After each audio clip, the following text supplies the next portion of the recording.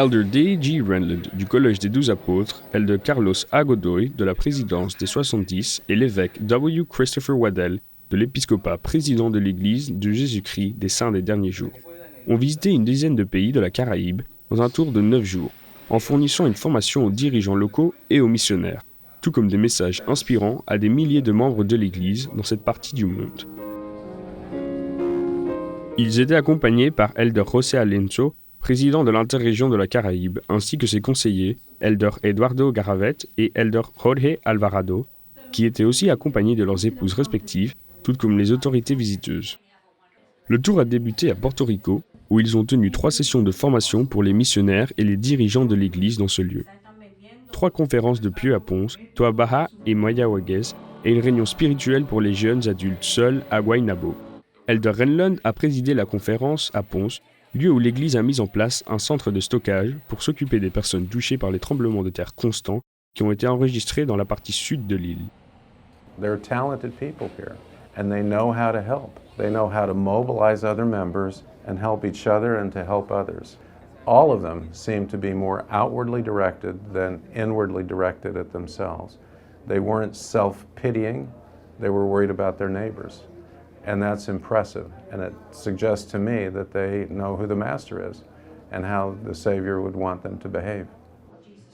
Ce tour marque la première fois où des membres de l'Église de la Dominique, la Martinique et Providentielle en turc et caïque ont reçu la visite d'un apôtre et ont eu lieu avec lui des réunions spéciales. Aussi, la Guadeloupe a reçu la visite de l'apôtre, où se sont tenues des réunions avec les missionnaires et une réunion spirituelle avec les membres. En Providentielle, Elder Renlund a offert une prière de consécration pour la prédication de l'Évangile de Jésus-Christ dans sa plénitude.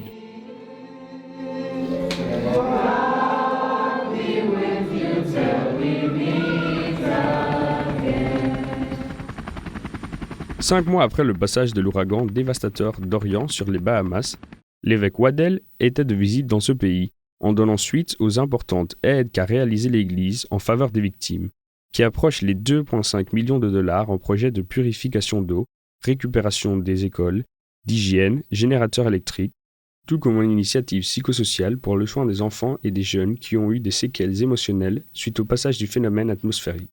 Aussi, il a tenu une réunion spirituelle spéciale avec les membres de l'Église à Freeport. En République dominicaine, quelques 550 missionnaires des 3 missions du pays ont reçu une formation de la part d'Elder Carlos Godoy, Elder Gavaret, Elder Alonso, Elder Fortuna et l'évêque Waddell. Une réunion spirituelle pour les jeunes adultes seuls de Saint-Domingue a été donnée par Elder Godoy et Elder Alvarado, tout comme une réunion spirituelle pour les couples mariés sur l'égide de l'évêque Waddell et d'Elder Fortuna à Santiago de Caballeros. Le dernier arrêt de la tournée correspondait à la Jamaïque, Trinidad et Barbade, endroit où pour la première fois une formation virtuelle et interactive a été donnée dans les 3 pays en même temps. Grâce au miracle de la technologie, les dirigeants de l'Église dans ces pays ont reçu des directives et des orientations de manière simultanée de ces serviteurs du Seigneur Jésus-Christ. Les missionnaires dans ces pays ont aussi reçu un enseignement de ces dirigeants. Le tour s'est conclu avec 3 conférences spéciales dans ces mêmes pays.